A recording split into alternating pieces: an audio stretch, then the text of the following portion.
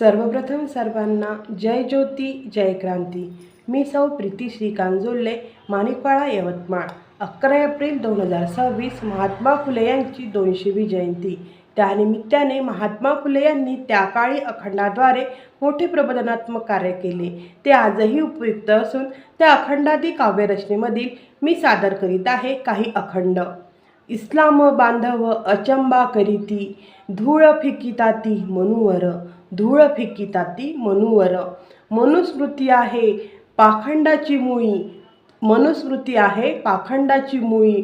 गिरवानाचे तळी विळपळे, कणकणीच्या गायी ब्राह्मण भक्षिती, कणकणीच्या गायी ब्राह्मण भक्षिती। कारे चिडविती मुसलमाना, आर्य गायी खाती वरी शुद्ध होती, आर्य गायी खाती वरी शुद्ध होती। शूद्रा लढविती ज्योती दावी, शूद्रा लढविती ज्योती दावी। या अखंडात महात्मा ज्योतिबा फुले सांगतात की इस्लाम धर्मीय लोक मनुस्मृतीतील विचार पाहून आश्चर्य व्यक्त करतात आणि मनुच्या विचारांचा निषेध करतात।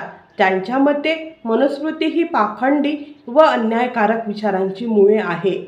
फुले पुढे म्हणतात की प्राचीन काळात काही ब्राह्मण गायीचे मांस खात असत, परंतु नंतर तेच मुसलमान गायीचे मांस खातात म्हणून त्यांच्यावर टीका करू लागले।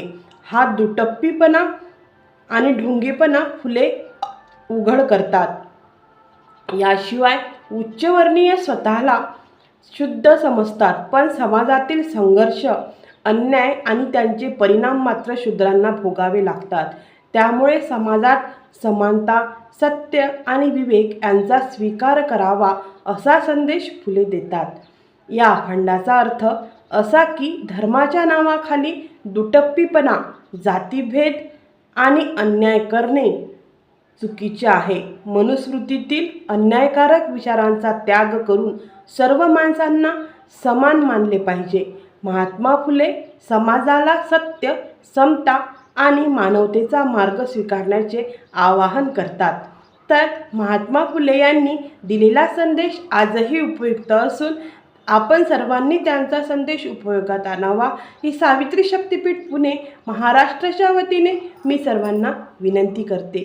तसेच आमच्या सावित्री न्यूज इंडिया चॅनलला लाईक, शेअर आणि सबस्क्राईब करायला विसरू नका।